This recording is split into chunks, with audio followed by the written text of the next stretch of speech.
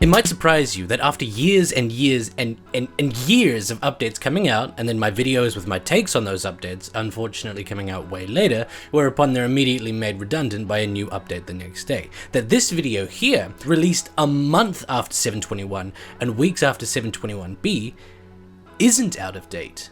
This wasn't an accident. This video is coming out exactly the time I planned it. It's been on my mind for a while that a video looking back in retrospect of an update might be educational in a way that a regular forward-thinking theory crafting update breakdown couldn't be. At least the first time, you know? This will probably be the only time I do one of these, unless by the end of it we discover that it's way more beneficial to the understanding of the ever-changing Dota meta and how to flow with it if we, you know, look back instead of forward. Who knows, maybe this video will be a complete disaster of me telling you all of these things that you already know by osmosis.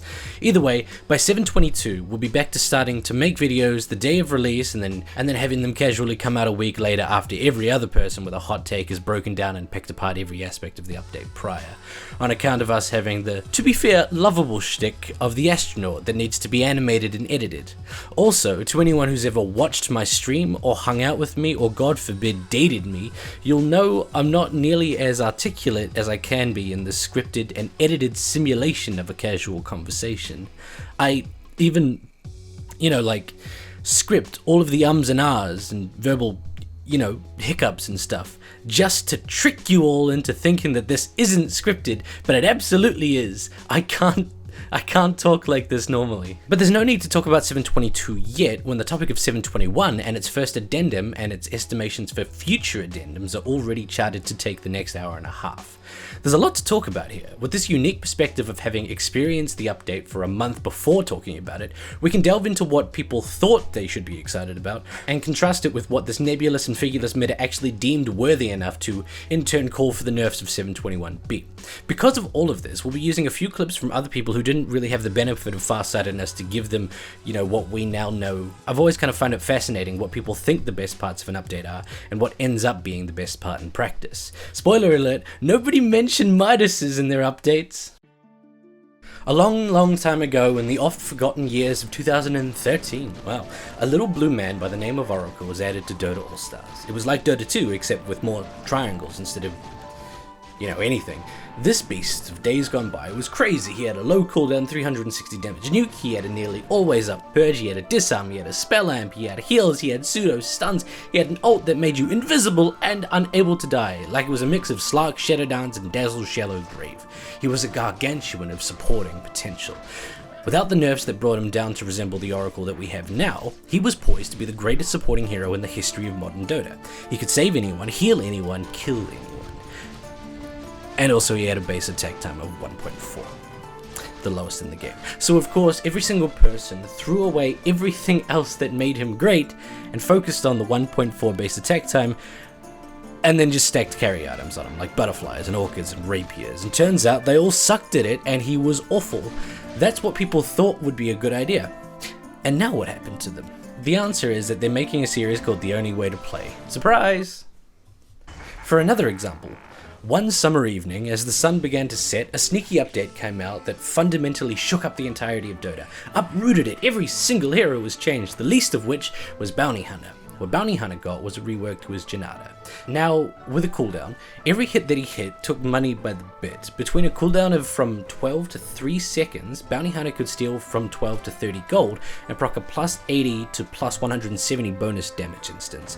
Revolutionary on paper, yes, but that's the case with all of these patches, right? People claimed he'd be first pick every game, maxing Janata, buying 12 tangos and a stout shield and incessantly slashing Janatas at any and every enemy hero. The other team will never farm a bit of gold again, in theory. Like plenty of other heroes before him, according to the world, Bounty Hunter was poised to take over Dota and become the most broken hero since Gambler. And it turns out, surprise, yet again, they were wrong. It made people realize how little you end up actually hitting people beyond the laning stage. Honestly, as a melee hero with ranged spells, during teamfights you might get 5 hits off in the span of 60 seconds of battle. Turns out, the bit from the hits made the hit real shit. A long time ago, in a galaxy very near, Chaos Knight was buffed without fanfare for 8 patches in a row.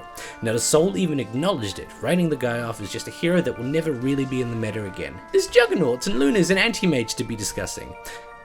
And then in 7.21, he became one of the most important top picks. But that is a story for a little later. It's pretty fucking wild. And it involves a gauntlet made of gold. And once upon a time, in the year 2018, a team of very dedicated people banded together to create the touching story of a poor little kobold that nobody wanted and a discarded support who banded together and rose above to win the game. It even had a montage in it. It even had a scene with a reference to the latest popular movie to snag votes from those guys who go, wow, I recognize that, this video must be the best, even though the creators felt really dirty about it. They thought that they were going to do well in a short film contest, but they lost to fucking stale memes. Normally. They lost to a video with even more, wow, I recognize that moments. I guess they should have added more meme references in their short film. Huh? The moral of all these tales of old is that we never truly know what the future might hold for us. We can try to pretend like we can tell, but it never works. So what you should really do is make your video a month late and then rag on anyone who was wrong, so let's go! It was the night before 7.21 and all through the lane, people cried Nerth Wraithband till their throats were in pain. Honestly, on the final days of 7.20, we were in a very particular place with a very particular set of demands that people pushed for the changes that they wanted to see in 7.21. As always, the collective hive mind of Dota players showed how bad they are as a collective at suggesting changes, that in the end, IceFrog changed wildly different parts of Dota and ended up fixing the problems everybody had. I recently read this interview with Valve from their days immediately after the release of Half-Life 2, over 15 years ago at this point. And of course, because people never really change, it's amazingly relevant to playtesters today, or what we'd now call problem fixes. Not as in they fix problems, not that sort of problem fixes, the other meaning of problem fixes. Back during the development of Half-Life 2, playtesters would always push for things that they'd like in the exact moment, ignoring the context in which the instance was set. Because of course, I mean, that's understandable, right? Playtesters only get snippets of the game of which they're testing. So, quote, people would have been happy to just be given a crowbar in Kleiner's lab so they could go around smashing glassware, but they wouldn't have had the moment where Barney drops it to you, and a lot of people love that moment. The mob doesn't really ever know what they want, they just know what they don't want, and then haphazardly offer up a myriad of awful solutions to fix the problem that they don't want. IceFrog's job as a developer is to dig into the underlying problems that cause the outrage, and while discarding every single solution offered, solve the problem that's causing people to suggest those solutions. And that's universal, it happens with every fan base, and it will continue to do so forevermore. On the eve of 7.21's release, the problems most complained about were thus. Phantom Assassin is broken! Oh god, how could you go from game start to just boots and Deso and then team wipe with impunity? They should nerf PA to the ground. She's OP. Pay attention to the solutions, we'll come back to them later to see if they were addressed. And then, IceFrog, please, it's Snowball Meadow. Whoever wins the laning phase just gathers up and deathballs down every single tower and takes racks by 20 minutes, and then the game is pretty much over by then. Nerf every single hero that can do well in the laning phase. We're sure this is what we want, and this will fix the problem. Valve, please, every hero in the game is rushing 4 of their primary attribute stat items. Agi carries are stacking Wraith Bands and getting 200 damage by minute 10. Int heroes are stacking Null Talismans and nuking us down with 1 spell, and somehow, paradoxically, Strength heroes are stacking 50 braces and ending up completely spell immune because of all of the added magic resistance, even though Null Talisman well, basically you gotta fix this. Here's an idea, remove all of these early game stat items. That will solve the issue. Obviously, given the tone of voice that I used to talk about the collective, I might have shown my hand and shown my thoughts on them. But given that I'm reluctantly much closer to the mob rather than a developer, I might just be completely wrong, but with all of these surface level complaints, the underlying complaints back in 7.20 were, my dearest IceFrog, we humbly request that the 7.20 meta at this moment is one of unoriginality and a reliance on early game advantages, building up momentum that rolls the team that won the early game to transition that advantage into more farm, which is too easy to gain when there is no counter to their free farm, and when said free farm can in turn be converted into cheap and efficient stat items that can be stacked and abused to leverage a slight early game advantage into an intense mid game domination, with no obvious means to counteract such an advantage for the team losing. Dearest IceFrog, please heed our unspoken worries and find interesting solutions to these. Sincerely, the Mom. So on the topic of interesting solutions, did he? Yes. Okay, given that these videos end up being like an hour long with everything that's being discussed, it might just be smart to answer it up front. Now let's take an hour to explain the why. Right off the bat, as you're all aware, 7.21 changed a bunch of general stuff to do with armor, move speed, XP, and gold. In 7.21b, absolutely none of it was undermined. These changes are here to stay, at least for the next wee while. 7.21 introduced less melee creep worth by 3, while making ranged creeps quickly scale in value. To those of you who straight up comment on these videos that you don't even play Dota anymore, but still watch these videos to keep up to date. First off, thanks. Second, my god, you've probably got an extremely warped idea of what Dota's actually turned into if you're just, going off of my perspective. Unfortunately, I have to admit, not everyone has adopted the Meteor Hammer Solar Crest Rush on every single hero yet, even though I really talk like they should. And thirdly, what this melee and ranged creep gold thing boils down to is a sneaky and subdued way of making the farming potential of the early game worth less, and the farming of any time beyond that to be worth gradually more and more. While a creep wave of 3 melees and 1 ranged begins as worth 9 gold fewer than before, with ranged creeps gaining value by +1 every 7 minutes and 30 seconds, in the ultra late game of 60 minutes and beyond, every ranged creep is worth a whopping 100 gold, 200 gold on some waves when there's more than one. That's one way to fix a problem. The other way, of course, was removing a whole ancient camp from a team side and replacing it with a hard camp. Except not really. Well, not actually foreseen by anyone who I heard talk about 7.21 before 7.21 was really a thing. As we all look back, we can kind of see that the ancient camp being replaced by a hard camp, while estimated to cut down on gold able to be earned in the early game, actually ended up doing the opposite in practice. Right? Okay, bear with me. Ancient camps have a minimum threshold to be able to kill, right? And while yes, they're worth more money, they're only worth that money if we could have previously already killed them. Very few heroes actually could, while most heroes can take down a simple hard camp. A month into 7.21, and we can see that in reality this only really affected the big agility carries, the ones that really abused the early laning into Wraithband stacking into Deathball pushing. Heroes like Templar Assassin, and Gyro, and Luna, and Terrorblade, heroes who could actually care about losing Ancients as they could have actually farmed them. But that of course brings us to the big topic of 7.21 and beyond. That aspect that even a month later has still left people with scars. We're going to have to talk about Wraith. Quick, name every single melee hero who runs into problems with being kited, and then plot those heroes on some sort of pyramid that shows their power. Or something. If you're anything like me, you would have drafted up this exact graph, and oh, would you look at that? Turns out these are the exact same heroes in the exact same tiers that have had a movement speed buff. Every single hero that was kiteable before is now no longer there. And you know that. I mean, everybody knows that. It's the meta right now. Because the big winners when it came to this were Wraith King, Legion Commander, Lifestealer, and Ursa. Again, to people out of the loop, 7.21 shook up nearly every aspect of movement speed, with 7.21b not tweaking any hero bar Lich. We'll get to him.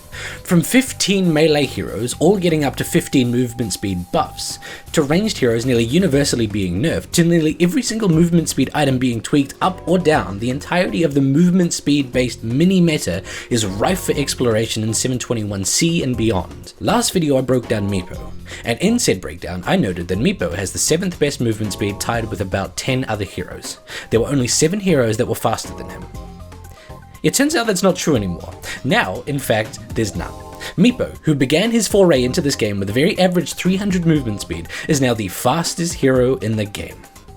Prey. He's tied with Legion Commander, who was also buffed, Ursa, who you know was also buffed, and then Poor Keeper of the Light and Pugna, who had to give up 5 of their old 335 movement speed for being too fast.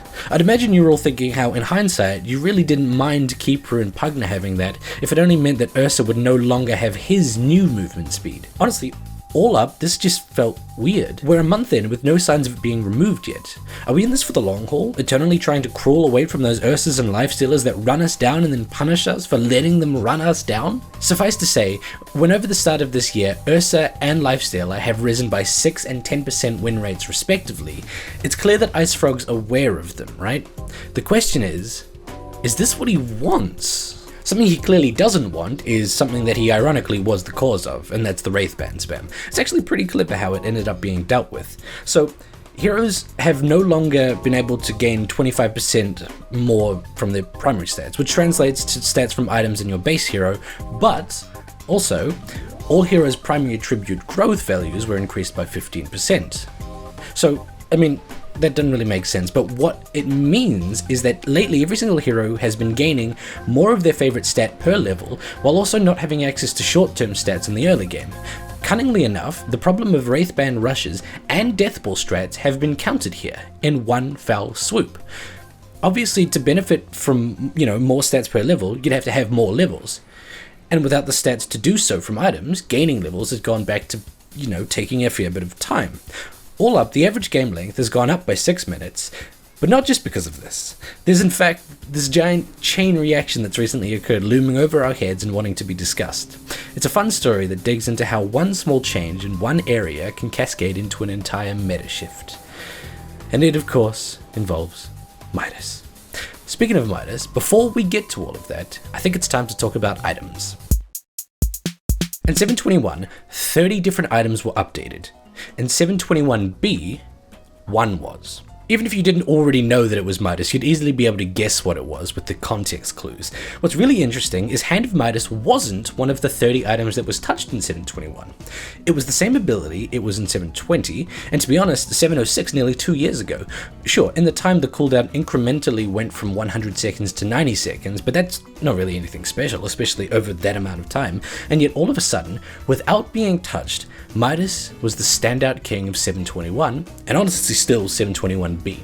After we talk about the rest of the items, we'll understand how that came to be. But first, Aeon Disc, an item that was already popular enough, was buffed from 50% status resistance during the active to 75% during the active. To be fair, the thing was overly nerfed a while back in a really knee-jerky fashion to deal with its overabundance, I guess. And like most heroes that receive a drastic change, it's soon given a bit of a tweak that takes away a bit of the sting of the nerf, or a punch of the buff. Aeon Disc was hit with a 115 second cooldown in 7.18, and a slight rework in 7.20. Because of that, it's been buffed with a cheaper price, but more importantly, more status resistance. As shown in-game and on-screen in a lot of tournaments going on, it means that Aeon Disc is turning 10-second stuns into 2 seconds. Poor Batrider. Courier got a bit of an increase too, which you might not have actually noticed means you're getting your items faster. Not just 10 movement speed faster, even though it's jumped from 460 movement speed to 470, which is exactly 10, but exponentially faster, and I'll explain why. What has ended up happening is that the movement speed bonus has compounded into itself on account of couriers having to fly from somewhere to Fountain to pick up the item that you want, fare it over to you, and then again to you to deliver it, then again back to the Fountain. Because of 5 people fighting over the dang, it being able to travel 10 units faster accelerates its mobility to the nth degree when flying back and forth as many times as it does. Every single time it has to do that, you can add 10 and then 10 again for it leaving. A simpler solution would have obviously just, been to finally get good at sharing the courier, but we all know that that wasn't going to happen, so this is the next best thing. An underappreciated buff. What is neither a buff nor underappreciated is the fact that Battle Fury was trashed. It is in fact part of the puzzle that helps explain Midas's rise, but we'll get to that. Battle Fury has been known as a shitty item for us guys for a while. Remember when we ended up listing that in F tier for the farming item tier chart video a while back? To the general public, this item was still considered pretty alright. Or at least, it was. Oh boy, no more. Battle Fury is now in G tier, if such a feat was ever possible. In F tier, it was at least possible to pick Battle Fury up on the likes of Juggernaut, Phantom Assassin, and Anti-Mage. Nowadays, really only Anti-Mage can, and he does so with a really reluctant look as he tries to avoid being spotted, like he's just come out of the sex shop that has all of the weird doodads in the back room, with a paper bag under his arm. What's in the paper bag?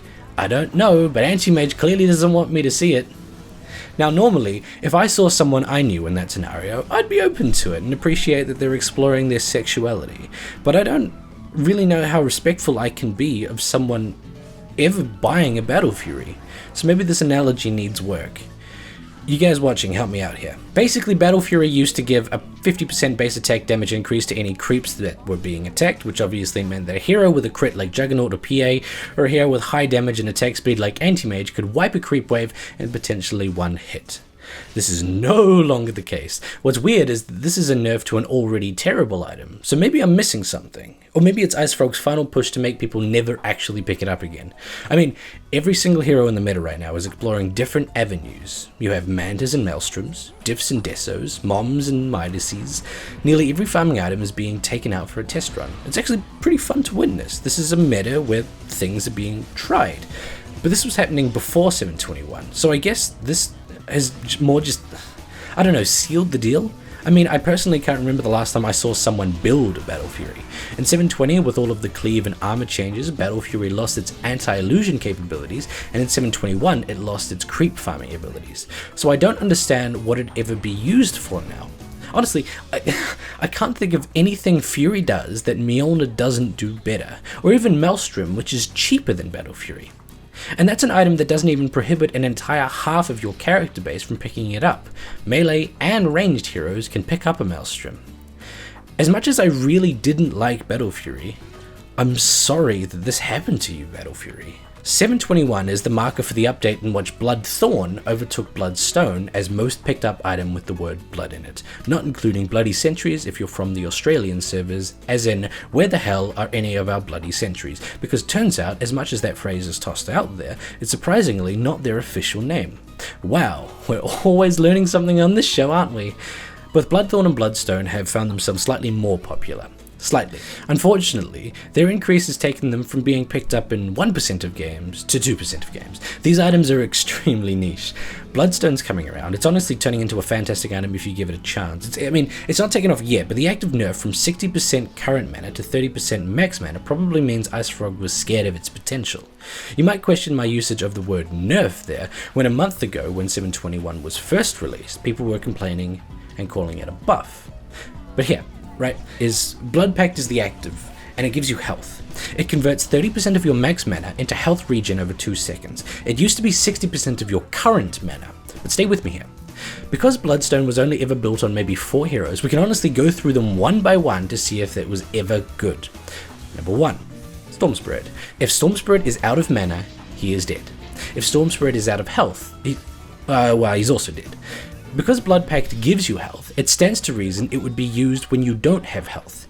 If you don't have health as Storm Spirit, just like Timbersaw and Leshrac, then you also don't have mana. Because if you had mana, you wouldn't be in this scenario in which you are dying. While the old 60% of current mana could feasibly give you just enough health to survive, even if you only had like 20% of your max mana. Now with this change, you need exactly 30% or more max mana to cast it. And if you don't have that, you die. Bloodstone is absolutely nerfed. But Bloodthorn is buffed, except for the fact that it's still dispellable and is trumped by Scythe of Ice in nearly every single way. And as if to prove my point, Bloodthorn, the most expensive item apart from Dagon 5, has a less than stellar average win rate of simply 62.58%. But keep in mind, to even afford it, you need to be doing really well for yourself.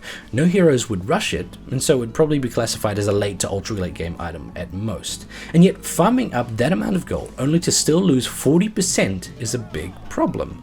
For cheaper, you could get Solar Crest for 3,330 gold less, and win 67% of the time, or you could get Shiva's Guard for 2,455 gold cheaper, and win 68% of the time, or of course, you could get Meteor Hammer for 4,580 gold cheaper, and win a whopping 71% of the time. That's how much more you can do with these items over Bloodthorn.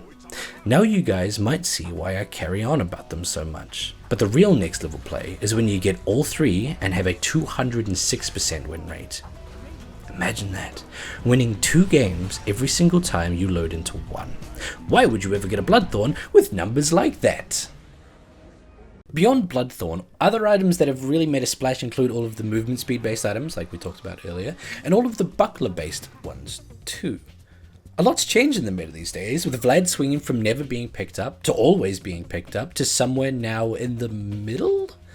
As I record this, it's still picked up all of the time as if nothing was nerfed, but in the hours it takes you to get to the end of this video, it might have slingshotted back to never being picked ever. When I was writing this a few days ago, it was never picked up, so I don't know. Only time will tell, and like I said at the start of the video, us mere mortals can only harbor a guess towards its ultimate fate. What's essentially happened though is that nearly every single aura-based item has been nerfed, except for Mechanism for some reason. As you'd recall, back in 7.20 and beforehand, all of the aura items in the game, bar Gem, I think, had their aura radii bumped up to gosh dang 1,200 units. It was originally at 900, and we remember that. We made a massive aura-based tier system. Because of that massive upswing, it's only natural that the update following would try to iron out the irregularities with all of that.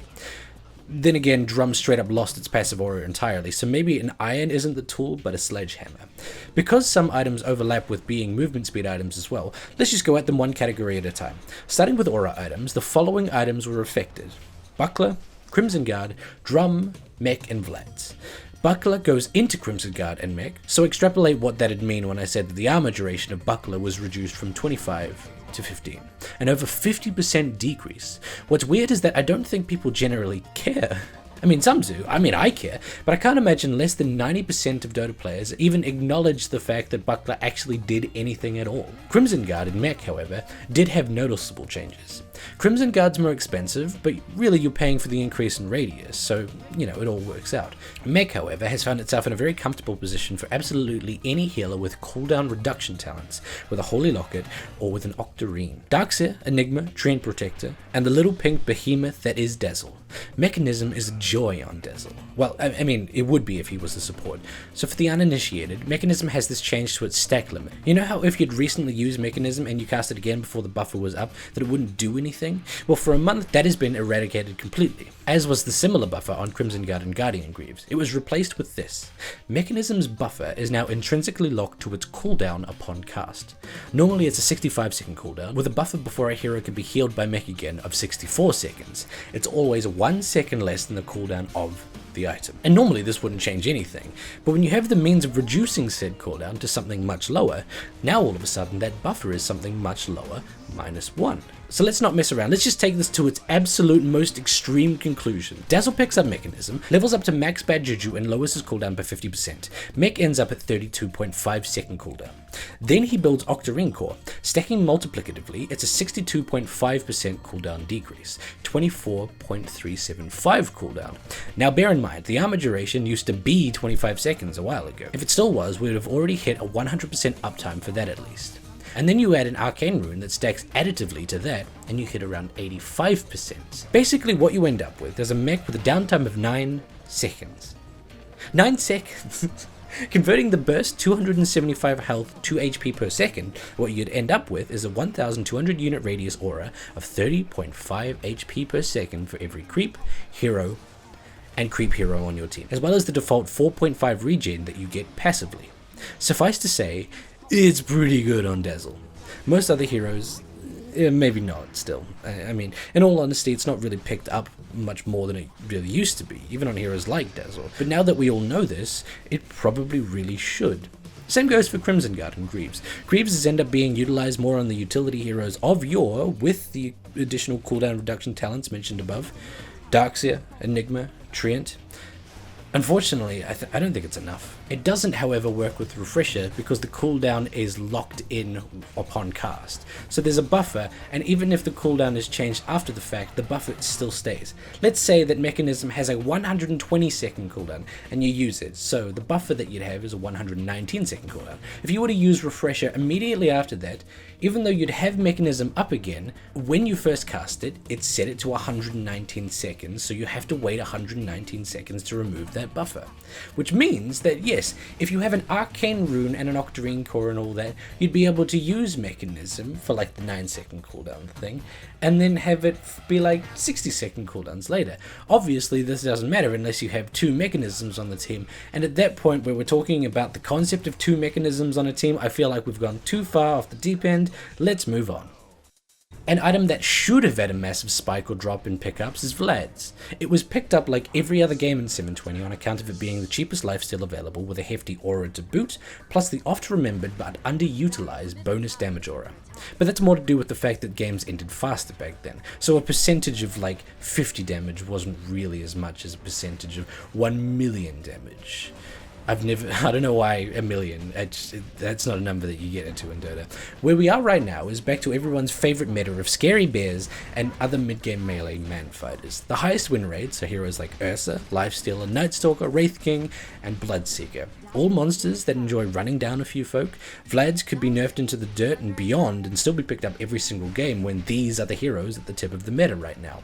Shit man, I've even seen Viper, the other king of this meta, but that's a spoiler alert for later on, picking it up in a game. But we'll talk loads more about Viper when it's his turn.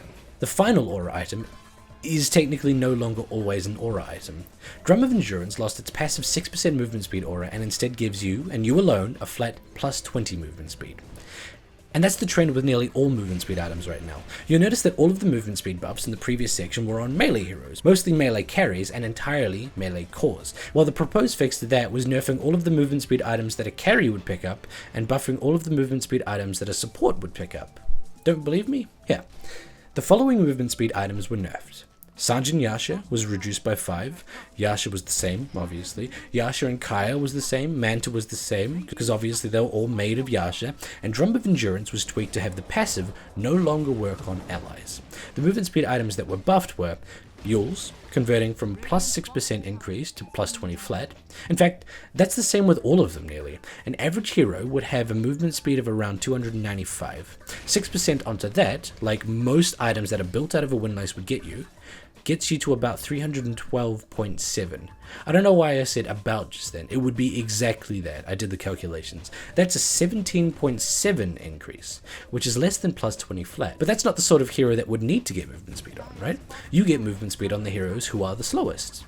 And so by picking up plus 6% to a Treant's 270 movement speed, you'd get him up to about 286, which is a flat 16 increase. And that's atrocious. Not only that, but flat movement speed increases help amplify the percentage-based ones that come after it. Now you can pick up those percentage-based phase boots and benefit more. And as if to prove my point, Tranquil Boots offers nerfs and buffs for both of these hero types. When active, they grant 2% more movement speed, and when inactive, they take us down by 8%, 2% more than previous patches. This kind of all but confirms it, right? Because Tranks would be inactive, and thereby give a nerf to heroes who are attacking, which our posse of Ursas and Lifestealers tend to do. And Tranks would be up, and thereby giving a buff to all of the heroes who are supporting them, which pairs up exactly with the hypothesis. In practice, of course, this hasn't actually really worked out. I mean, yeah, sure, any hero that would usually go Yasha, like Luna, Terrorblade, Juggernaut, all of them have been nerfed. Unfortunately, the issue with all of that is that Ursa, Lifestealer, Wraith King, and Bloodseeker don't go any of those items that were nerfed. And so until 7.21c, we still have a problem on our hands. On our feet, however, we've slipped into a very familiar pair of shoes. As you know, Treads was reverted all the way back to where they were many months ago, giving attack speed again instead of damage.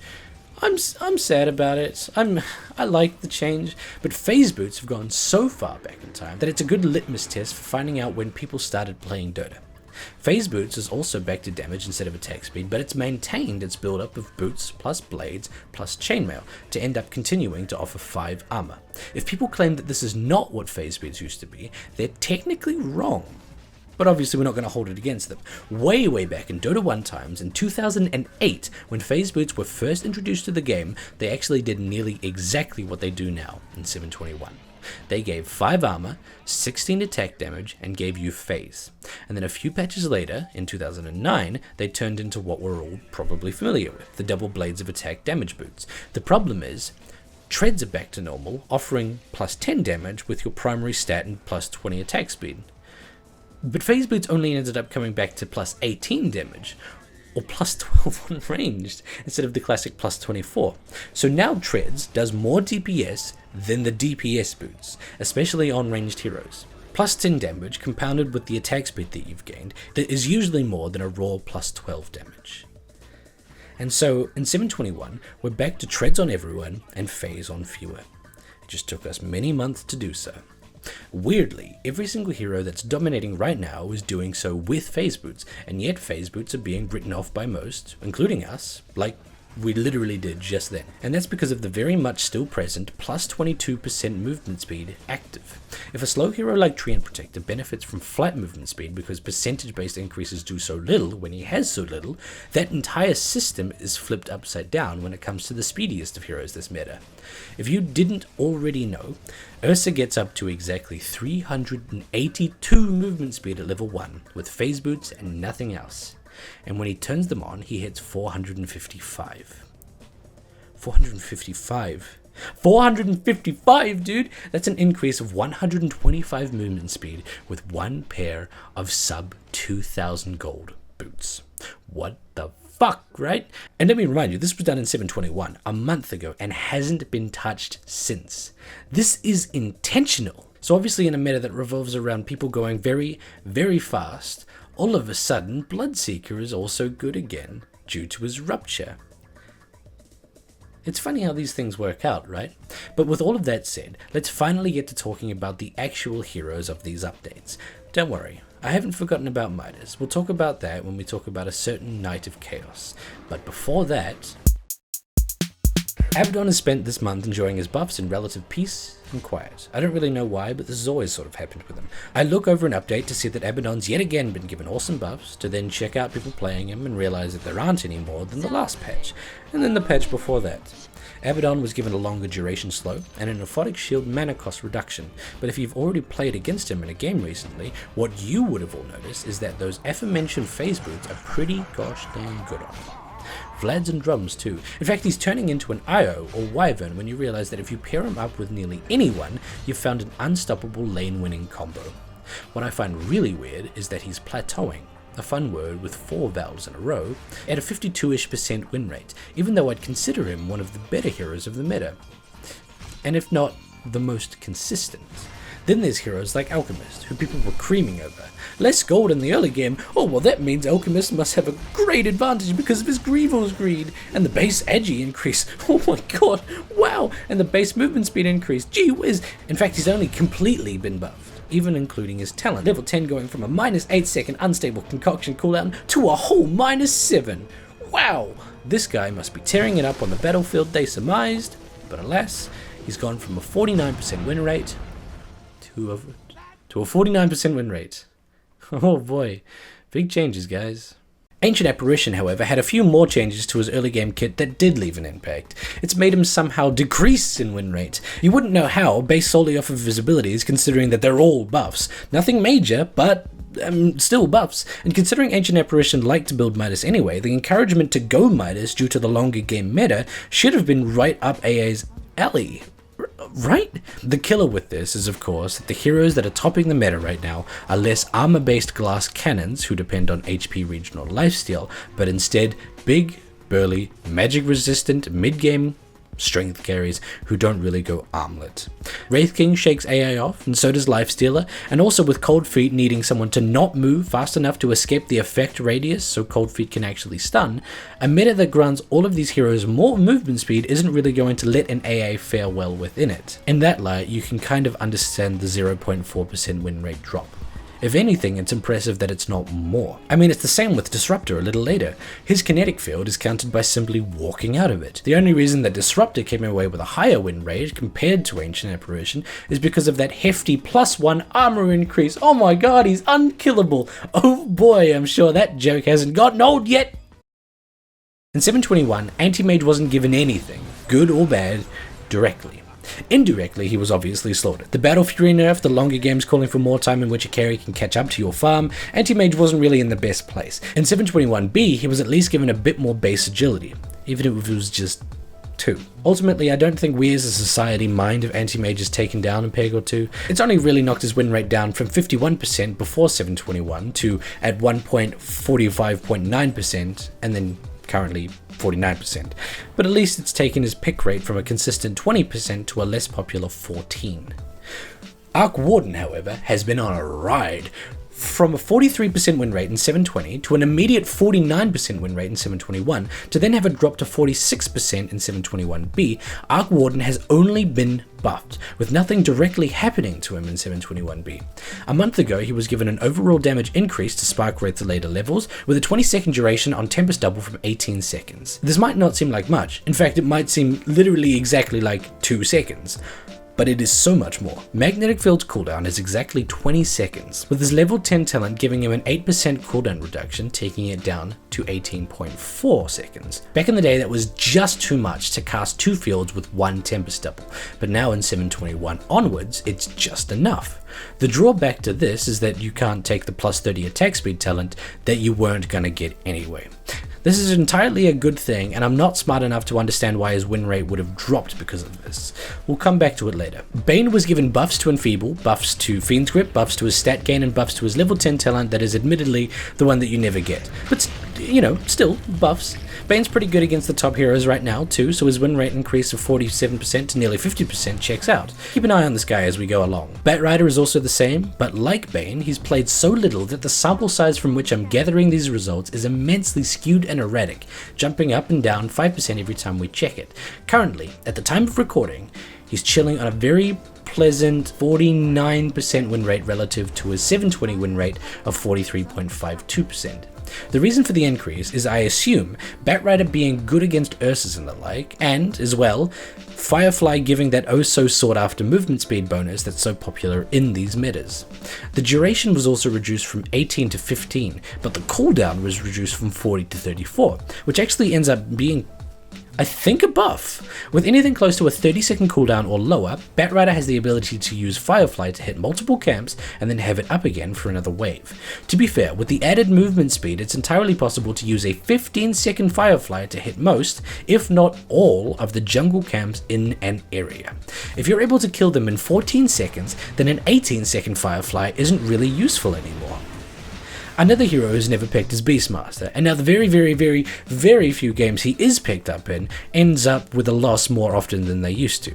Before 721, he had a win rate of, God, I can't believe I'm saying this, nearly 58% at one time, but that's dropped to sometimes sub 50, with his pick rate also taking a hit from appearing in 6% of games to less than 2. Usually you'd be able to blame a hero's win rate plummeting 8 points by the fact that a bunch of new people are champing at the bit to play him. That lie won't fly with Beastmaster, my friends, because turns out no one's playing him. What's fascinating about this is that he's only just on the cusp of losing more games than he's winning. The other heroes mentioned before were all miles below 50%, so even with such a drop, he's still better than them. Bounty Hunter, who's had his name mentioned already in this video, has also had a bit of a revival lately. 721 buffed him all around in bits and pieces, the least relevant of which is probably Janata. As we mentioned before, Janata's gold steal is lovely until the laning phase ends and you can never hit anyone again with it. So it not benefiting in the early levels as much as it did in the later levels translates to it not really doing much at all. What does benefit Bounty Hunter is the longer laning phase, brought on by the slower farming speeds and fewer early game spike items. The same meta that allows for Midas on everyone is probably going to end up with Bounty Hunter having a very good time enjoying an extended laning phase. And that exact thing is what is happening here. He's very happily sitting on an above 54% win rate with a plus 10% pick rate since 720, picking at him appearing in 21% of games right now. Brewmaster, like many heroes before him, is also picked up in less than 2% of games. As of the time of this recording, he's like the 110th least played hero out of like 116 all up, I think, right? So again, I don't really have the stats to prove my hypothesis here. I'd wager a guess that this guy's pretty fine overall. I mean, evasion-based heroes, especially the ones that can cause an opponent to attack themselves, are usually pretty good when the meta calls for man fighters like Ursa. Brewmaster is a classic anti-carry, like Razor, so I'm sure that even if he was nerfed, which he absolutely wasn't, he'd still fare pretty well against the most played heroes at that moment. Bristleback, less so. With tri-lanes how they are, and the laning stage as a whole being worth a bit less, laning stage dominators like him are struggling somewhat. The change to viscous nasal goo was pretty good, however, but still not good enough to convince the world to not completely ignore goo until beyond level 7 and beyond the laning stage. Broodmother, however, should be very happy. When cleave-based metas melt away to leaving a man-fighting meta, a hero who has a million minions that aren't killed by splash should probably be quite happy. Doubly so when said hero enjoys a bit of man fighting herself, or woman fighting. Overall, you'd say a hero like this should be faring well in this meta. But to be fair to Broodmother, she came into 7.21 with a horrible 42% win rate, so anything above a 45% win rate is her doing exceptionally well. And that's still a net loss after 100 games, you know. Other than talents, she wasn't really touched in 7.21, but she's primed to be in 7.21c. So start practicing with her. Skipping Centaur Warrunner, because not much has really happened with him, the next big boy is Chaos Knight. This guy was a sleeper hit, wasn't he? Before we get carried away, in 720 he was given buffs to Chaos Strike, his lifesteal crit, which reduced its cooldown from 7, 6, 5, 4 to 4 seconds at all levels, with less lifesteal per level but more max damage for the crit. Now let me explain to you why this has ended up being absolutely broken without a single soul noticing it until it was too late. But before that, Reality Rift was also buffed with a bit of a longer duration to the slow, from 2 to 3. So here we go. With all of that said, Chaos Knight at level 1 can guarantee a tango's worth of regen and more by simply hitting literally anything with Chaos Strike.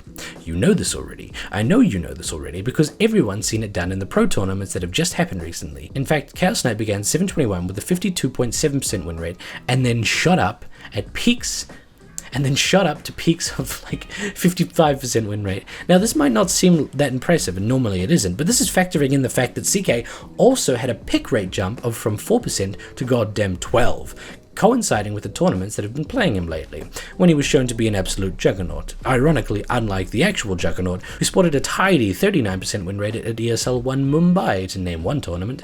But it gets more interesting the more we dig into it. Because of all of the heroes in the meta right now, the one hero that would kill for an update that revolved around longer games, revolving around Midas, would be Chaos Knight. It solves literally everything. It's kind of amazing how many pieces had to, and then did, fall into place to bring CK from a joker to a king. But let's just start off at the very beginning. 720 was fast, blisteringly fast. In a meta like that, the King of Illusions was Terrorblade. He could farm fast, he could push hard, and he was nearly always around. And all of that time, CK sat in the wings waiting for a meta to save him. And then 721 happened, but like Dorothy in Oz with her ruby slippers, it turns out that Chaos Knight had always had the power he'd sought after. He just needed the push to realize it. 721 didn't really change anything major with CK directly. Sure, a few numbers were tweaked here and there, but the seeds that caused CK to bloom were already planted months prior. Chaos Knight was given Chaos Strike's rework in 720, giving him the ability to win any lane and guarantee what little farmer CK is expected to manage in any Dota game. The guy has no flash farming capabilities, so he needs to win his lane, farm up creeps, and then snag that one item that would let him coast into the late game. With Chaos Knight, nothing really ever made sense. Battle Fury didn't work on illusions, plus it was nerfed to Oblivion. Manta Style was never really sustainable with CK's low mana. Radiance was too hard to farm for when his illusions only ever really last a couple of seconds with a 145 second cooldown. Maelstrom didn't work either. In fact, I guess the only item that really did was... well, you know where I'm going with this. Yes, my friends, it's finally time to talk about Hand of Midas. Pop quiz. What do you think is going to happen once 1 million people realize that their games are growing gradually longer? What item do you think they'll all gravitate to? And what do you think will happen to an entire meta when they do so? Interrupting your original video, I would like to tell you a tale. You could call it a series of unfortunate events. The Mighty Midas, if that naming convention wasn't already taken. But sit back as I regale you. As every single farming item in the game began to sync with the weight of its nerfs, Hand of Midas continued to float in the corner unnoticed with all of its many unceremonious buffs. And then 721 happened, throwing everything out of whack and causing us to flail around to grab a hold of any farming item that still remained that could help us to win again. In a meta that genuinely slows down to a relaxing pace, with a laning stage that lasts more than the time it takes that Terrorblade to realize that he has metamorphosis, Hand of Midas was the natural choice. And for some heroes who appreciate a longer laning phase, that Hand of Midas was a perfect fit. The theory goes that if games will last longer, a Midas will be worth more as a long-term investment, even without factoring in the frankly awesome 40 attack speed it comes packaged with.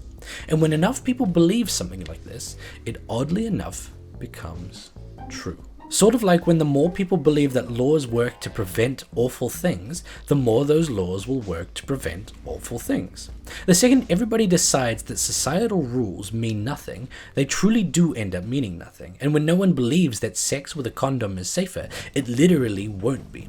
Not because anything has changed, right? Like, imagine in this example, but because less people believe in this idea, so less people will be using condoms, so more people will catch STIs. So any condom with a less than 100% prevention rate will end up being less safe on account of there simply being more people out there with which to catch something, even if you're wearing a rubber. You get what I mean? It's called the Tinkerbell effect. Now, obviously this is just an example to help explain the concept. This might not actually be true in practice. I'm not a sex expert. I mean, I'm currently recording an hour-long video breaking down a video game patch. And also, this suit can't come off, so I wouldn't actually be able to do so even if the opportunity arose. But then these same epistemological laws are the reason that Dota functions like it does. But epistemological law is a mouthful of a phrase, so we just call it the meta. That's right, we're bringing it back around. The meta is something that we all know. We can all describe vaguely what the meta means, and yet we really can't. Not really. It's not really a concretely defined thing. If you look up meta in the dictionary, it doesn't actually refer to any form of gaming, not even chess. What some people might refer to as the meta is simply what heroes and items are best right now, but that's far too specific for such an all-encompassing concept. It's like calling your tongue your digestive system. What other people might call it is the overlying beliefs and perceptions of a society of people in relation to a game. What we all believe as a collective becomes true the more we believe in it. If the world at large calls the safe lane the hard lane and vice versa, it becomes true, because that belief fuels the way in which we play around it. If such a massive shift in perception happened, we wouldn't be wrong, because in this sense, we can only truly be wrong if we are deemed so by the collective. If every single person thought that safe lane was hard, every single person would move the off lane to that hard lane to compensate, and then all of your safe lane carriers would go to the other lane, and obviously in that scenario the same thing would happen on the other team. So what you've ended up with is a safe lane versus an off lane on the safe lane, and a safe lane versus an off lane on the hard lane. Wait, that's exactly what we already have. Obviously it's just the other way around. And in that same vein, if everyone believes Midas is the greatest item in Dota at that moment, it entirely becomes true, because everyone will build it. And to facilitate a Midas being useful, Dota games as a whole would slow down in order to allow for the Midases we pick up to be worth more. So who's to say that's exactly what's happened here? Are Midases truly good intrinsically, or have we made them as good as they are currently through our perception that they should be so? I don't have the answers to a question like that, but I think I'm okay with not knowing, because regardless of me being aware of why, Midas is like the best item in the game right now, and Chaos Knight is the best hero to build it. If you could do your job with a Midas, logically you should get a Midas. If you can do your job well without a Midas, logically you should also get a Midas. I mean, it makes sense, right? If you benefit from a Midas, you should pick it up. But if you are already fine without one, picking up a Midas only secures your late game while you inherently guarantee your mid game by virtue of you being a hero who can survive even without a Midas. I'm sure there's a logical fallacy or false dichotomy in there somewhere, but I can't find it. And hopefully if I talk fast enough, we'll just whiz by this so you won't even be able to pick up on it. You know what's the neat thing about this whole thing? Because of this entire Tinkerbell effect logic, the more successful I am at convincing you that Midas is a good item, the more Midas is a good item. If the entire world was convinced by this argument, Midas would be the greatest item in the game, bar none. So, be convinced? Oh, but then again, the entire thing crumbles if you just forget to use it. Massive Midas. And yet, even with all of this said, I still can't really let myself get away with the earlier claim that you can get Midas on anyone. Because it's not quite true. I mean, Chaos Knight benefits from it because he farms slow as balls without it. In fact, Midas is the one item that has a nearly fixed amount of value per minute, although it'd be hard to truly define what that is. Battle Furies depend on your damage, attack speed, and ability to get from creep camp to creep camp. That's why it ends up being best on mobile heroes with high damage even without Fury. Like Battle Fury, Maelstrom also does something. Maelstrom does more the more attack speed that you have, to a point where you've hit the limit of its potential. Manta scales infinitely with your stats, but Midas offers exactly 180 gold in exactly 90 seconds of time, ignoring the variable of its plus 40 attack speed and the fact that it helps get levels faster. If you just ignore all of that, as long as you use it constantly, it's a 135 GPM increase universally. What this means is that it's easily calculatable and able to be contrasted with other means of farming, as well as being worth more the worse you are at farming. If you had 0 damage and 0 attack speed, it would be worth 1,000,000 times more than any item in the game. But if you have, for instance, 4 AoE spells, one of which is a 2-second stun and another that helps melt towers, you might find that buying a Midas, rather than any other item that helps facilitate further use of those 4 AoE spells, would be useless. And that is why you probably shouldn't get Midas on Leshrac. Heroes like Leshrac and Meepo and Alchemist and Shadow Fiend have abilities that inherently accelerate their farming potential. Most of them just require upkeep in the form of mana or survivability or something.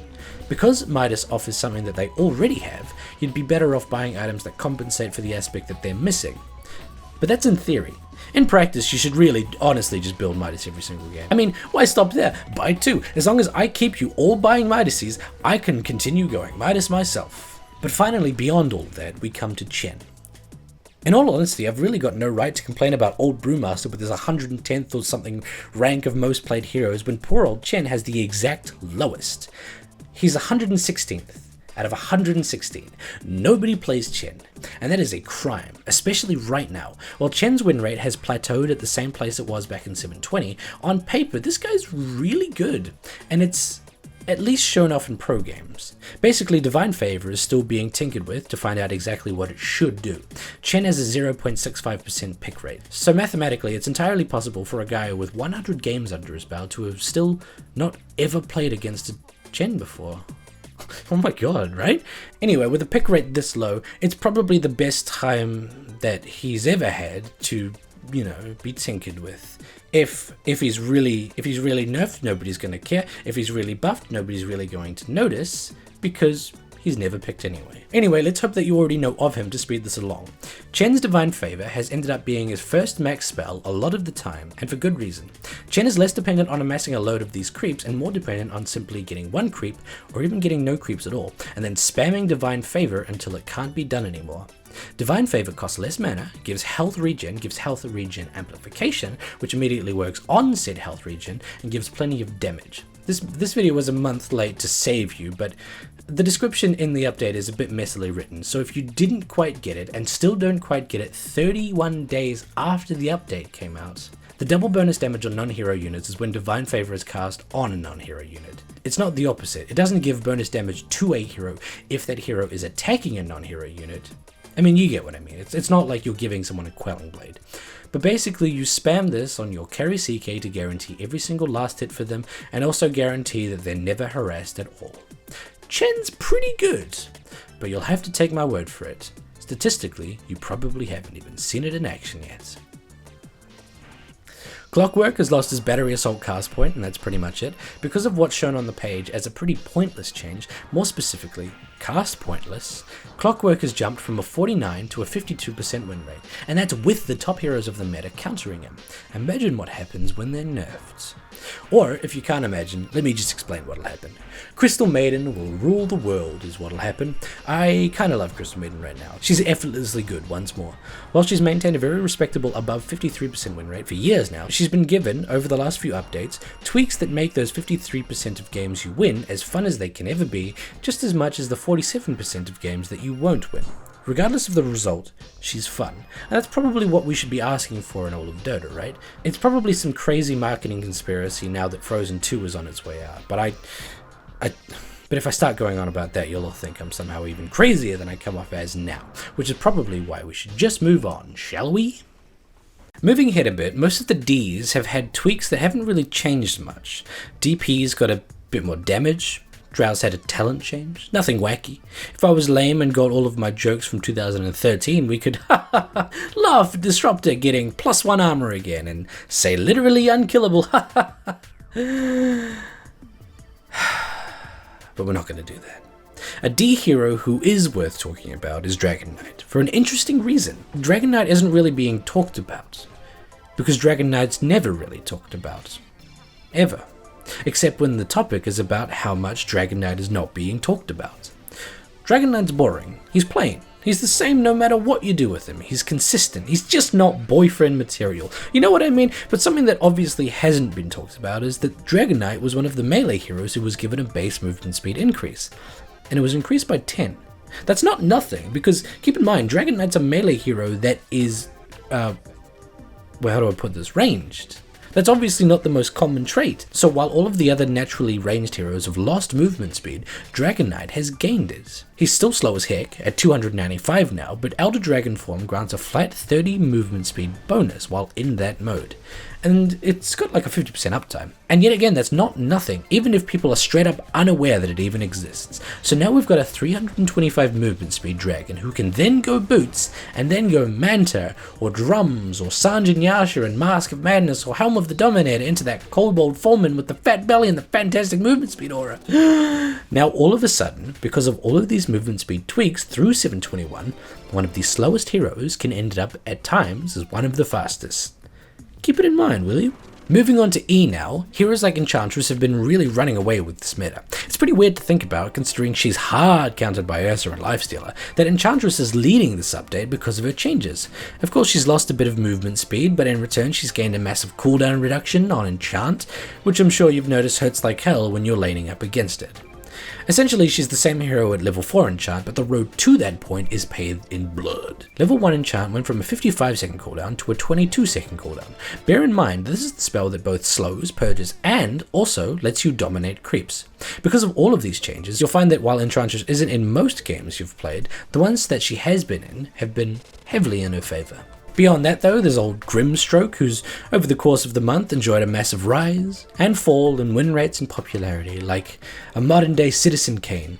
Let's start at the beginning, right? In 7.20, Grimstroke sported a very comfortable 15% pick rate, one of the highest pick rates of any hero. To compare, the average is around 8.6%, and the most popular hero, Pudge, is picked in an average of 43% of games. But Pudge is an anomaly. The top 5 heroes sport around a 30% pick rate, dropping really fast to have position 6 onwards plateau at around 20%, gradually decreasing all the way to the aforementioned 0.0001 or whatever it is with Chen. Grimstroke has been on both ends of the spectrum lately. Unfortunately for him, he's at the lower end as of this recording, sporting an average 8.7% pick rate, pretty much exactly the amount of the average hero.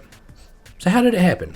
Well, in 7.21, Grimstroke's Phantom Embrace was reduced by a pretty shocking amount of damage, from 120 to 75 at level 1 and 360 to 300 at level 4. The thing about that is that in every single patch prior to it, Grimstroke was also nerfed, so this was simply the straw that broke the camel's back. In case you didn't remember, Phantom's Embrace was nerfed back in 7.19d, and every one of Grimstroke's spells was nerfed at one point in between then and now. You'd think, or you could at least make the argument, that all of this was necessary to get the guy ready for Captain's mode.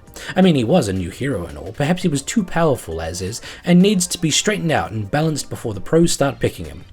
And I'd get that. I mean, honestly, I'd get that. Except according to DatDota, the guy is sporting a 36% win rate in all of the premium and professional games that this guy has been picked in. So unless every single pro decided to get really shitty at him, he's probably suffered a bit too much with the nerfs lately. Inkswell, his E, the one that you put on your ally, was also nerfed, increasing the mana cost and reducing the movement speed, and in 7.21b, IceFrog at least mercifully retracted it. Oh wait. No, he just nerfed it even harder. Inkswell's stun duration went from 1.4 to 1 at level 1, Soulbind Slow was reduced to up to 15%, and just overall, things that Grimstroke excelled at were chipped away at. But you know what's crazy? I still think he's pretty good. Oh god, I hope IceFrog didn't hear me say that just then. Beyond that, Gyrocopter was given a bit of a base strength increase, 3 points, normally so low that I just sort of skip over him like I've done with plenty of other buffed heroes so far. The reason I'm not is because something else has happened to Gyrocopter, something that pretty much makes him a lost cause in pro games. Spoiler alert, Io was removed. Gyrocopter is now down to a trashy tier like most of Io's partners right now, but brace yourself. If these heroes continue to get buffs like Gyro does to compensate for Io being removed, the second that Io is put back into the game, if IceFrog doesn't address the heroes that Io pairs up with, we're going to have a major problem on our hands. Gyrocopter and Luna and all of these heroes are going to be really, really good. As a guy who loves seeing Gyro played, I don't think I'll mind too much. Another hero you know I like seeing played is Huskar, and Huskar has had a bit of a tweak. It might seem like a nerf, but it isn't really too major. Sure, his win rate and pick rates have gone down lately, but you know, it's Huskar, that happens every update. The guy has a sub 45% win rate overall, and yet at times sports a 60% win rate in Divine and higher. He's a low skill floor, high skill ceiling hero that enters a new realm when the person playing him realizes exactly how Armlet works. If there was any other hero that I could safely say average win rates mean nothing, it'd be on Huskar. Him and Meepo. Except according to the last video I did, Meepo's got like an 80% win rate at all tiers, so there's, something kind of really out of whack here. But basically what Husker has had, ignoring the win rate drop from 53% in 720 to 46.6 at 7.21b, is a bit of a quality of life fix. His Berserker's Blood has lost a bit of max attack speed at earlier levels, going back up to what it originally was by level 4. So while low on health, Husker does less. But in the exact same swing of the nerf hammer, IceFrog also tweaked Huskar's attack point from 0.4 seconds to 0.3, meaning that he actually attacks faster after a click. Meaning that he actually attacks faster after that attack click than he used to. What this essentially means is that while full health, which you should be for all of the early levels, you, as Husker, have an easier time getting those last hits that you're going for. Fine change, if not, to be fair, a bit unrealistic. I mean, surely with him having only the one spear, it'd make more sense for him to throw it, and then have an animation where he walks over to the body, pulls it out, realizes it's caught on like a rib or something, and then tries shimmying it out, finally does it, and then walks back to his original throwing position.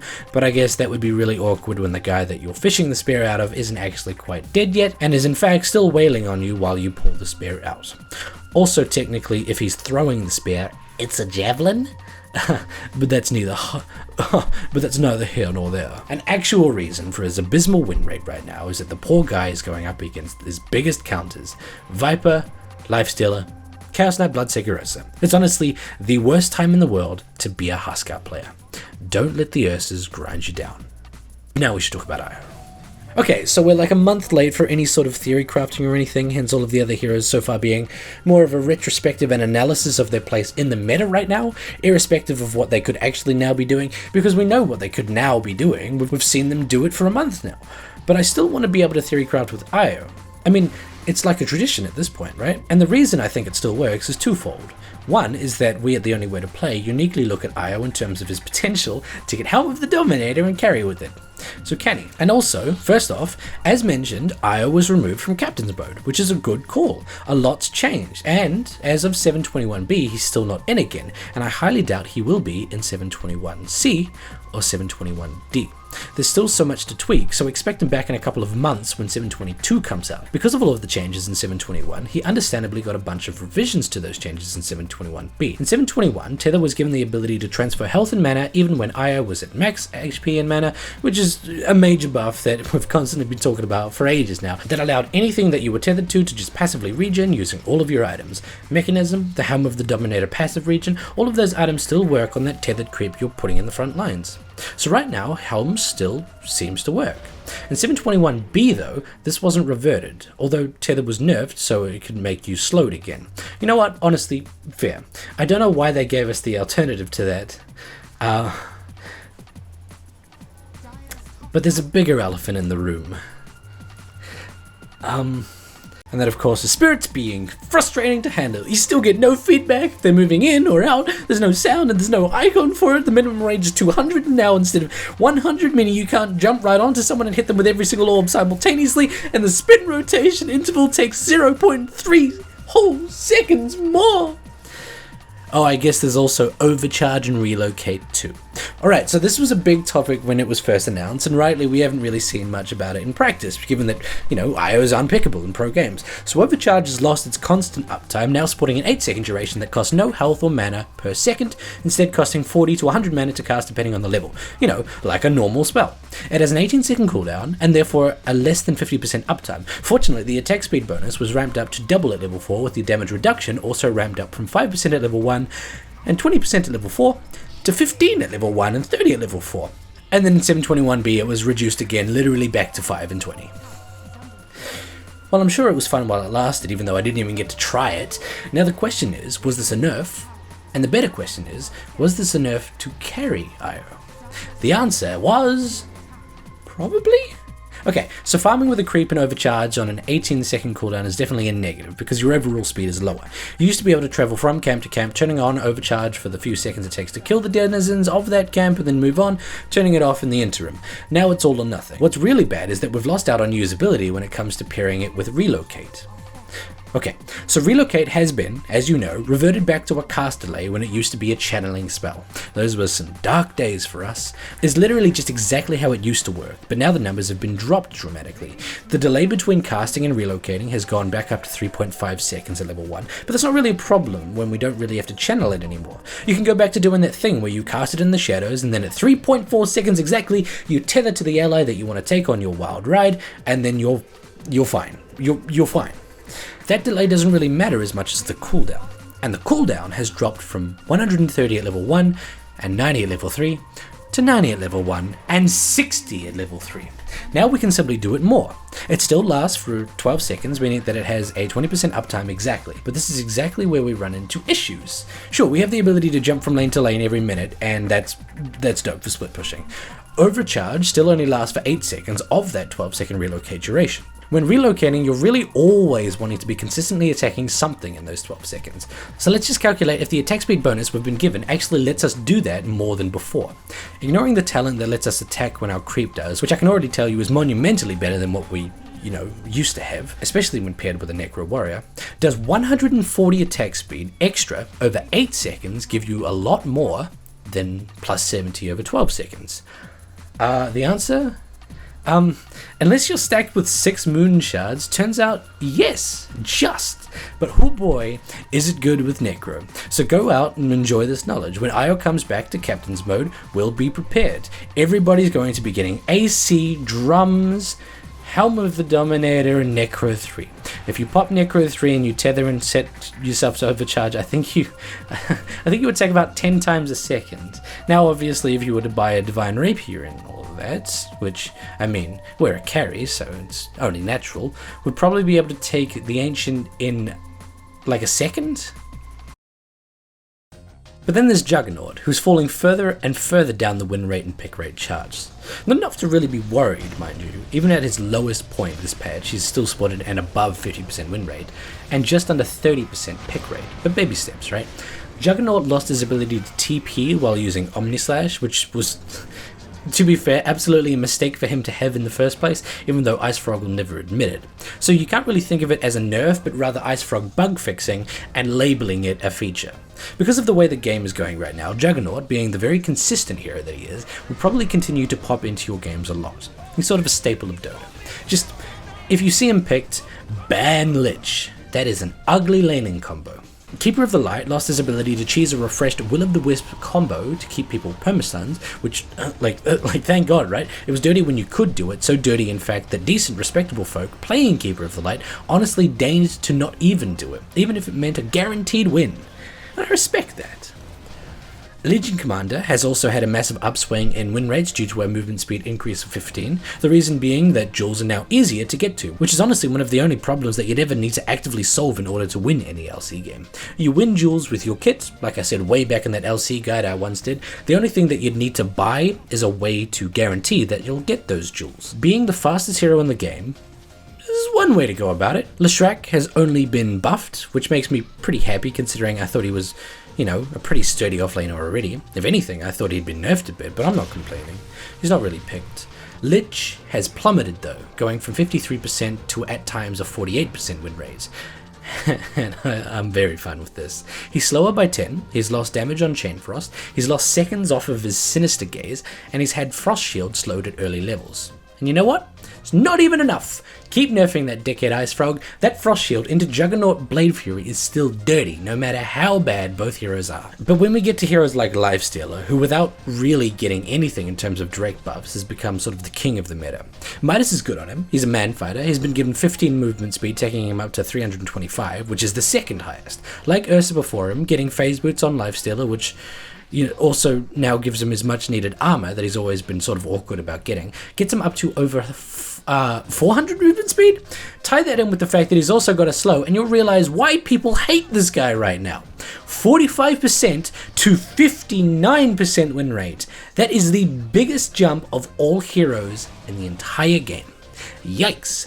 Big yikes. Luckily, in 7.21b, he was destroyed by reducing his strength gain by 0.4. Oh my, what a nerf. Lion was actually hit pretty hard though, not gonna lie. Well, probably not, but our type of Lion was, the mid Lion. The one that went phase boots rush. With a 90 damage talent at level 10 and extremely low strength and endgame, Lion really enjoyed the plus armor, plus attack speed, and plus movement speed of old phase boots. And now, no longer. Also, all of the null talisman stacks that he used to do won't really do as much.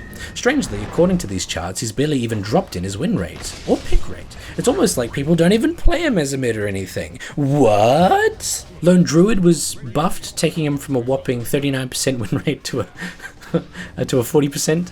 Yeah, Ice Frog, you might need to come back to this guy at a later date to give fixing him another go.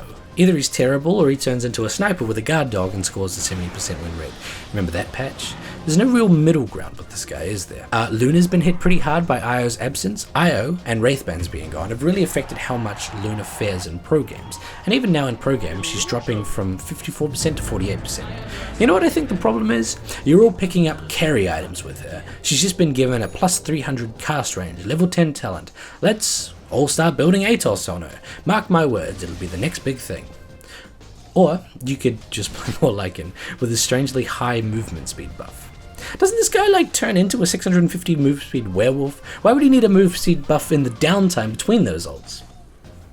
Oh well, ignoring why he even got that buff, it's given him a nice 5% win rate increase from 48 to 53. What's fascinating to me is that in this meta of completely trashing Battle Fury and disregarding it completely, Battle Fury the hero has been completely unscathed. Or you'd know him as, I guess, Magnus. Magnus, who has a spell that grants him the cleave benefits of Battle Fury for absolutely no gold cost, and grants any one of his allies, or creeps even, that exact ability, is still happily in the game enjoying his time. In 7.21b, he was nerfed a bit in strength gain, skewer slow and empower mana cost, but not in any way to his cleave damage. So really, to any anti-mage picker still out there, the answer isn't really rushing Battle Fury anymore. It's convincing your best buddy to pick Magnus for you, not to get 5-man RPs or anything, but simply to stand behind you and remember to give you that empower buff cleave. But then there's Medusa. Medusa has weirdly found herself losing in more games despite the meta theoretically favoring her. I mean, if games go longer, Medusa should fare better, right? And yet she's gone from a 51% win rate to an abysmal 45% win rate. That's quite the drop for someone who's supposed to be getting better in this meta, right? Oh, you gotta bump up those numbers, Medusa. I can only really guess at what the problem is, though. I can't see what it is. It's not it changes, as they're all relating to slight tweaks of talents and bug fixes. So my only hypothesis would be that if, with Medusa not really enjoying going Midas, she's somehow more slower to farm than she used to I mean, honestly, that doesn't even make any sense. That doesn't make any sense. I'm not even going to go any further with that. She's good against the heroes in the meta right now. She enjoys the extra time she can spend farming. None of the items she'd naturally go have been nerfed all that much. And Spectre, who I'd compare Medusa to in a major way, is excelling in this current meta, even while being the exact same type of slow and methodical farming hero. I think I might actually do a bit of digging over the coming weeks to get to the bottom of what's causing Medusa to lose in a win rate where she really shouldn't be. Or perhaps I'll use the classic catch-all and make the claim that everyone is simply bad at her. Well, that was easy and saved a lot of time. Let's move on. But now we've made it halfway through the alphabet. It's only taken us an hour. Let's quickly get through the last half of the alphabet in much less time. Okay, so Narcosiren has been hit by a meta that pits her against heroes that can't really kill her illusions, which is pretty good for her. It's weird to refer to her as such, but Narcosiren is a pretty formidable man fighter. Not because she's really durable or anything, but because the longer you fight with her and her illusions, the more damage and armor you lose, with no real get out of jail free card. But Naga, on the other hand, has two. If she's wanting to get away, she can cast Ensnare and leave her illusions to rip you up, and if the situation is drastic, she has Song of the Siren. In a man fighting meta with no wave clear, she's pretty good, and that's even without taking into account her move speed and ability buffs. And I mean, come on, what am I doing? We've got heroes to get through. Naga Siren, good, let's keep going. Nature's Prophet has turned into a field medic able to teleport to any ally on the map and serve up a tango into Sprout Tree Meal. He can even give the tango to the ally if that ally didn't even have one. Untapped support potential here, but we'll see how it goes. Unfortunately, he's played exactly the same as always, so, I mean, what do I know? Nightstalker has finally had his scepter removed and put into Dark Ascension completely anyway. I said that probably should have happened a couple of videos ago, if I remember. So basically I'm Ice Frog. The problem with Nightstalker is still that he doesn't have a good way to keep it always nighttime, and when it's not nighttime, he is but a big blue creep. What do I know? According to the stats, he's jumped from a 51 to a 55% win rate. Ogre Magi's multicast 2 times chance has increased from 60 to 70%, which in a meta of Midases is probably a good thing. Without going Midas, you're pretty much throwing away any advantage that Ogre might have in this meta, but if you do end up getting Midas, you'll find yourself going from an average 49% win rate to a tidy 51. Nothing major, but it is up. Omni Knight is still shitty. Repel, Heavenly Grace is not. It's far from being Repel, and maybe that's a good thing. Before 7.21, it honestly was trying to be Repel, and failing at it. I mean, Ice Frog removed Repel because he didn't like Repel. It was unfair to, have a BKB just at all times. But as we go on, Heavenly Grace is starting to carve a new niche for itself as a completely different spell. That's admirable. As it stands, in 7.21b, it's dropped its status resistance to just 50% at all levels. It's also got a longer duration, but it's also begun providing bonus strength. Now, this is where it gets interesting. We're on a strength meta. The kings are strength heroes, or agility heroes that resemble strength heroes. It's not the most revolutionary thing, but when you pair it up with heroes who use strength in interesting ways, like Centaur and Sven, you can tap into something that hasn't been tapped into before.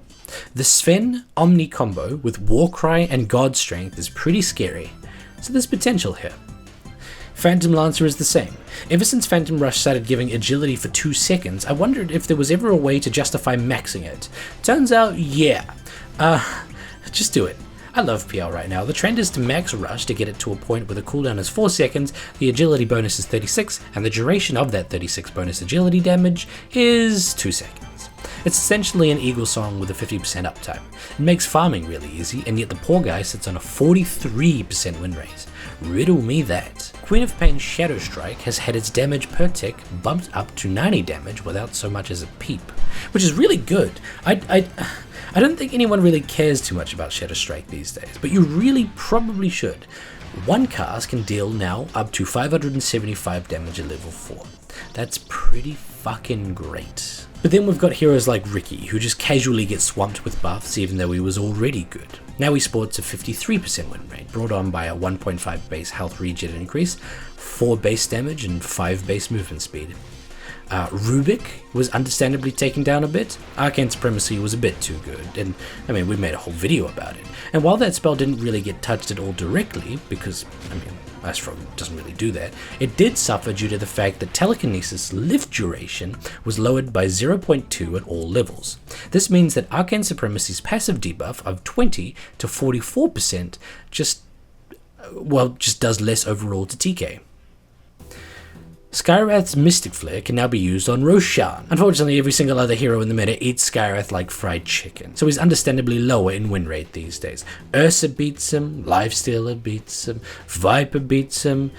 Oh god, I feel bad for him. But the real loser of 7.21 was absolutely Slark. You know what happened. If you didn't, Pounce no longer does any damage, it's simply a leash. And I mean, it still counters Storm Spirit and other heroes that want him to be mobile, but it's lost its damage. That's huge for him. That damage was part of this burst combo, and without it he has to depend on Dark Pact, which, might I remind you, also kills him as well.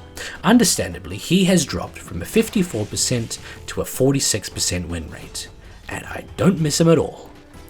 Sniper now has a back knockback of 10. I don't know what that means either. Surely knockback refers to the direction that the person would move, so a back knockback would imply that the target is now going forward? I don't know. Suffice to say, in a meta of Ursas, Snipe is not really the most comfortable hero to play, even with his back knockback of 10. Spectre, however, is having the time of her fucking life. Not only are games going longer, Spectre is actually a late game farmy hero who could justify picking up a Midas on herself. Medusa can't really, PL can't really, they need other items to accelerate their specific type of farm, but Spectre's seemingly perfect for it. She likes attack speed over damage due to her Desolate passive giving her a flat, pure 50 damage per hit, calling for more hits to do more damage, rather than simply having Spectre try to do more damage per hit.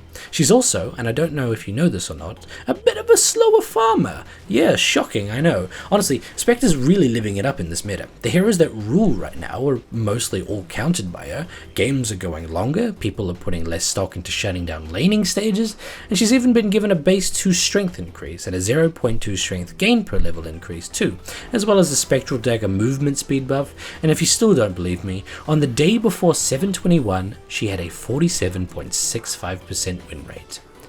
And now she's peaking at 53.26. I think she's very comfortable. Then there's Storm and OD, who haven't really had changes but are back due to power treads being reverted. There's Sven, who's enjoying his ability to combo up with Omni Knight. There's Techies, who's enjoying the up to 80 mana cheaper remote mines. In fact, there are very, very few heroes who are actually losing out in this meta, and if they are, they're not really too fussed about it. But then there's Terrorblade. Like Ozymandias, he once ruled over a meta long, long ago, and long forgotten, king of 720.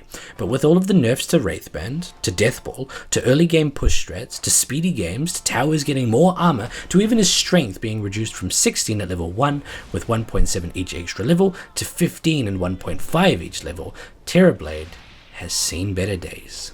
Who knows how long it'll be before he sees them again. And you know what?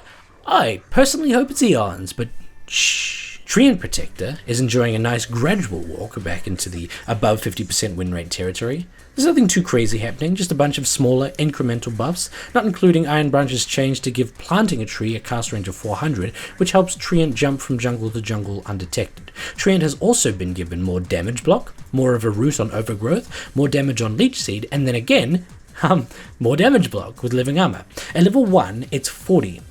Some heroes don't even do 40 damage level 1. Great buffs. Somehow though, my support troll idea didn't really take off. Turns out that these weirdos are still playing him like a carry. Crazy, right? And I mean, they're doing pretty well with it too. While he wasn't one of the heroes buffed with movement speed, he is a man fighter, one of the best. So he's enjoying where he is right now in a man fighting meta. Just like Ursa. Okay, so Ursa has been name dropped so many times in this video that I don't really have anything more to say on the guy. In 7.21, he was given 15 movement speed, with his Fury Swipe's damage being reduced in the early game to then return to normal at max level. The same thing happened to Overpower in 7.21b. While the Fury Swipes change wasn't too major, the Overpower might be. Fury Swipes was maxed at level 7, negating the early level nerfs to him. Overpower isn't maxed until over level 10, which is in fact, in this slower meta, possibly a 20-minute endeavor. It could take 20 minutes to get to level 10. Overpower is kept with that 1 value point from level 2 onwards, so now we have to deal with that 16-second cooldown for all of that time. The win rates for Ursa are shaped accordingly. Before 7.21, Ursa had a 53% win rate. On release, it jumped to 58% win rate, and then by 7.21b it was a 56% win rate.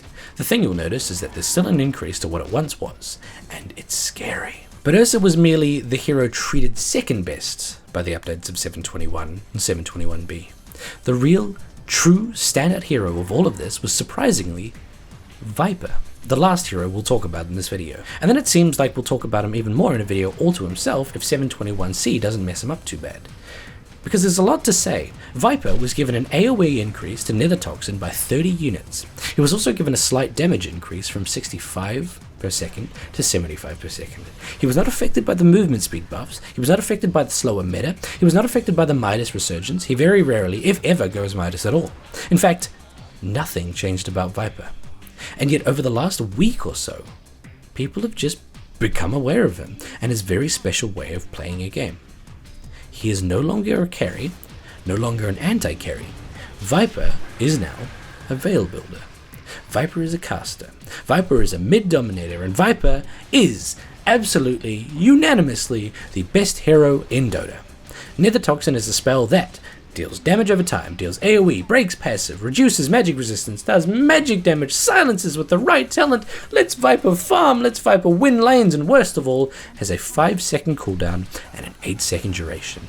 Pair this up with Veil and Atos, and not only are you the most roided up stat-based beast, you've also found a way to guarantee thousands and thousands of damage on any poor sod that comes your way.